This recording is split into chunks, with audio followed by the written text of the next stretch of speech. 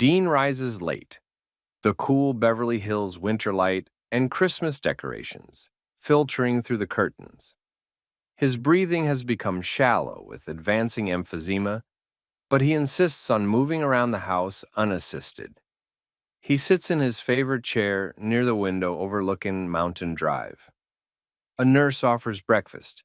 He waves her off with the gentle, "Later, maybe?" Dean asks his nurse to bring him old letters and photographs. He doesn't read them so much as hold them. Memories. Oh, those memories. More vivid now. A photo of him in his brief boxing career. Kid Crochet. He chuckles once, remembering getting his nose broken, ending the idea fast. Flashback. His father telling him, in Italian, "Dino, sei troppo bello per lasciarti colpire in faccia. Dino, you're too handsome to let them punch you in the face." Dean nods and laughs at his dad's backdoor compliment. Dino keeps sliding into the past, a memory of the smoky back rooms where the fights were booked, the ache in his ribs the next morning. 14-year-old Dino Crocetti tightened the fraying laces on his gloves while the old radiator hissed behind him. Everyone in the dingy Steubenville gym called him Kid Crockett, a name slapped on him because no one could pronounce Crocetti without tripping over it. He liked the way Kid Crockett sounded, sharp, tough, like he belonged in the ring. The overhead bulb flickered as he ducked between the ropes. Dino wasn't tall yet, but he had broad shoulders, fast hands, and a concrete jaw. His opponent that night was older, heavier, with a smug grin who thought he had already won. Dino bounced on the balls of his feet, loose, ready, a confidence and swagger that would someday glide across stages in Hollywood. The bell rang. Dino moved in like a cat, left feint, right hook. The crowd of steelworkers and mill boys roared as the bigger fighter staggered. For the first time, Dino felt it, that electric surge of confidence. He didn't know it yet, but this was his first taste of an audience. By the end of the round, the referee lifted his arm.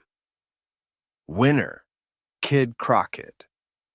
Dino flashed a shy smile, the same smile the world would one day recognize.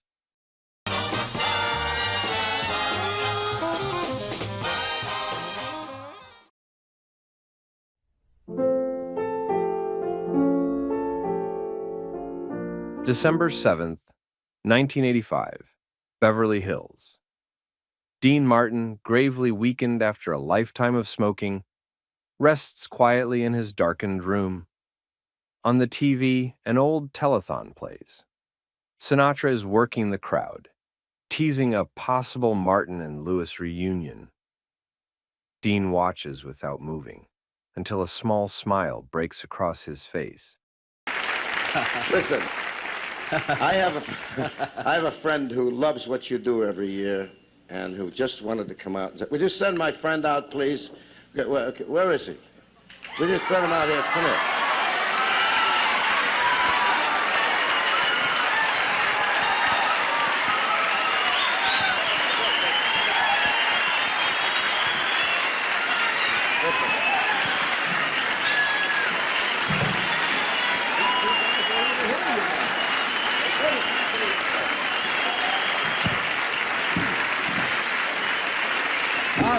All right, break it up. Break it up. What is this here? Break it up. He doesn't say Jerry's name, but the glimmer in his eyes is for moments only the two of them would ever understand. The nurse passing by hears him murmur softly, almost to himself, 20 years, and the kid finally got me back on stage. Flashback, 1950s New York, the Copacabana marquee blazing, crowds surging, camera bulbs flashing like fireworks. Dean and Jerry, walking fast, young, unstoppable, rush down hotel corridors with a crush of screaming fans behind them.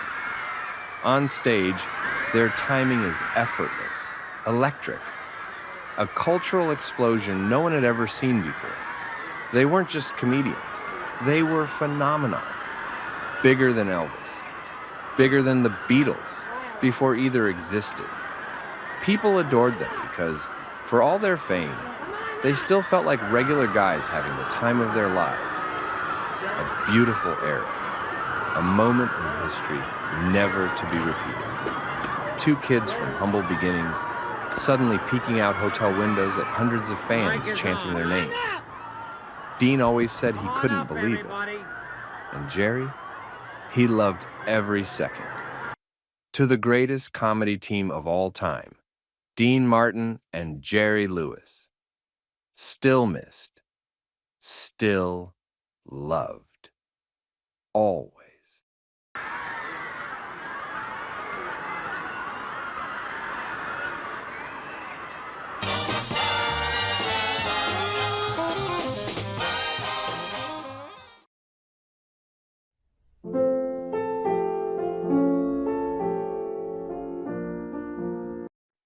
December 8th, 1995, Beverly Hills. A slower day. The house is quiet today, quieter than usual, as if even the walls know he hasn't slept well. Dean wakes later than he intended, more fatigued today. The kind that sinks into his bones before he even swings his legs over the edge of the bed. The day drifts unhurried. He eats only a little. He flips through channels, finally turning off the television and closing his eyes. And then, in the stillness, the old reel begins to play. Flashback, from Steubenville to Hollywood. He's back in Ohio, just a kid again on North 4th Street. The cold air biting at his face, his mother calling him inside. He remembers the smell of laundry drying by the stove, his father humming in Italian. Those were the days he dreamed in secret. About singing, about boxing, about being someone else. Someone bigger than Steubenville would allow. How did I get from there to here? It still amazes him. The flashes come quick now. Him singing in back rooms and bars, smoke curling through dim lights. Then, his first recordings in that little studio. Nothing fancy. A microphone, a piano, a guy who kept saying, "Lean in closer, kid. The mic likes you." When he heard his own voice played back, warm and easy, he thought, maybe this is it. Maybe this is how I get to Hollywood. And suddenly he was there. The clubs, the crowds, the laughter, the bright lights that made Steubenville feel 1,000 years away. Back in Beverly Hills, December 1995, Dean opens his eyes again. The room has darkened to shade. The fatigue returns, heavy but gentle. He sighs, not unhappily. So that's how I got here, he whispers to no one in particular, and he lets the memories settle.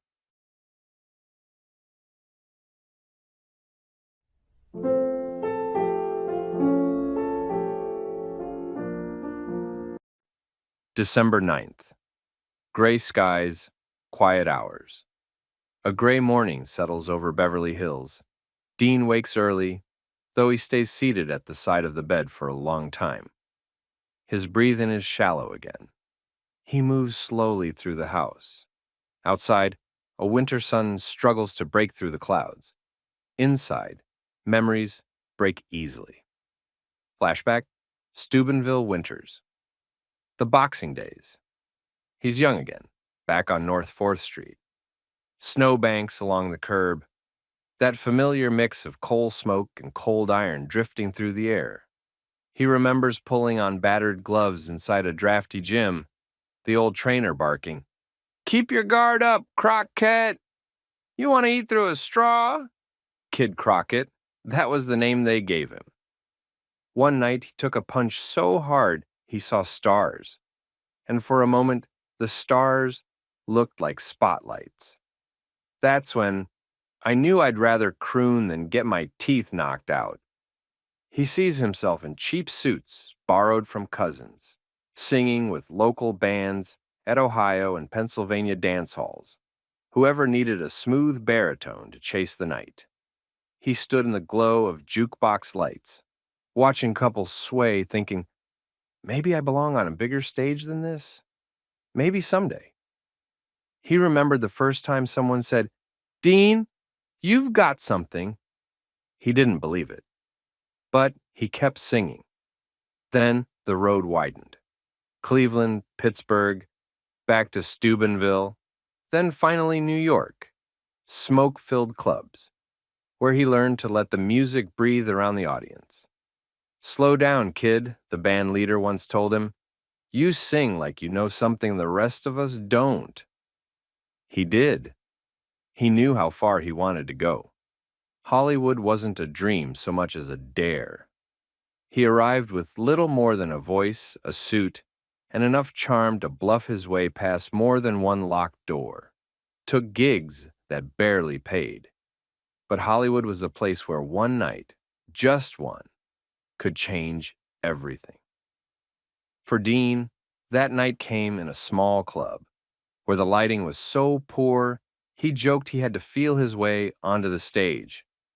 But the crowd liked him. The club owner liked him. Word spread. The work kept coming. Then came the booking that shifted the entire course of his life. He met Frank Sinatra. The first time he truly crossed paths with Frank was backstage at the Paramount. Frank was already Frank. Sharp suit, cigarette, eyes that missed nothing. Dean wasn't intimidated. He never was when it mattered. Frank looked him over and said, You're the guy everyone keeps talking about. The Italian Bing Crosby, right? Dean smirked. Only on payday. Frank laughed. You're all right, pal. Just two guys recognizing the same thing in each other. Rhythm, style, timing, and the ability to own a room without trying too hard. Before long, Frank was telling people, You gotta hear Dean Martin. The cat's smooth enough to iron a shirt with his voice. They weren't brothers yet, not even close, but the spark was there. Back to December 9th, 1995. Evening arrives early. Dean grows quieter. He watches the sun vanish behind gray clouds and whispers, almost to himself, Frank, Jerry, the Rat Pack. Hell of a ride, wasn't it? He closes his eyes, letting the memories warm him from the inside.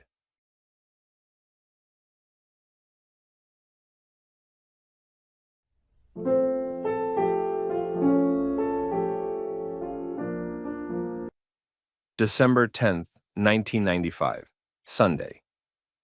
Dean wakes before dawn, not because he's rested, but because the night couldn't hold him any longer. The nurse helps him to the kitchen table, where he sits with a cup of coffee he barely touches. His hands tremble slightly. His voice is thin, but his humor flickers now and then like a pilot light that refuses to die. The night they became Martin and Lewis. It was the Copa that turned two performers into a phenomenon. Camera bulbs popping, women screaming, guys laughing so hard they slapped the tables. Dean stood there with his half-crooked grin, singing smooth as butter. Jerry raced around him like a comic tornado. Their timing was effortless. Walter Winchell's column exploded with praise. Lines wrapped around the block. One night after a show, Dean looked at Jerry and said, You know, kid, I think they like us. Jerry, sweating and high off the crowd, replied, Dino, they love us. And they did. Like rock stars, before rock stars existed. Bigger than anyone expected. Maybe bigger than either of them were ready for. Las Vegas in the early 50s wasn't the polished empire it is today. It was raw, wild, and ruled by the energy of performers like Dean and Jerry. Their shows at the Sands were electric. People didn't sit politely, they roared. Dealers left tables to peek through doorways. Mob guys, movie stars, tourists, everyone wanted a piece of Martin and Lewis. One night, at the height of their fame, they finished a set that nearly blew the roof off. Dean walked backstage, loosened his tie, and said to a stagehand, "So this is fame, huh?" The stagehand laughed. "Mr. Martin, you're the biggest thing in this town." Dean smirked, half amused, half disbelieving. "Well, don't tell the kid. His head's big enough." But inside, something shifted. That was the moment he knew. He wasn't just the singer. He wasn't Jerry's straight man. He wasn't a kid from Steubenville punching bags for pocket change. He was Dean Martin, and people loves him for being exactly himself. December 10th, 1995. Back to reality. The afternoon grows dim. Dean naps lightly, waking now and then. "I had a lifetime of everything," he whispers. "I'm just remembering it now." His mind wanders back to smoky rooms, bright lights, thunderous crowds, Sinatra's approving grin, Jerry's frantic energy, Bill Randall's early encouragement, and the first night the world realized Dean Martin wasn't going to be a footnote. He was going to be a star.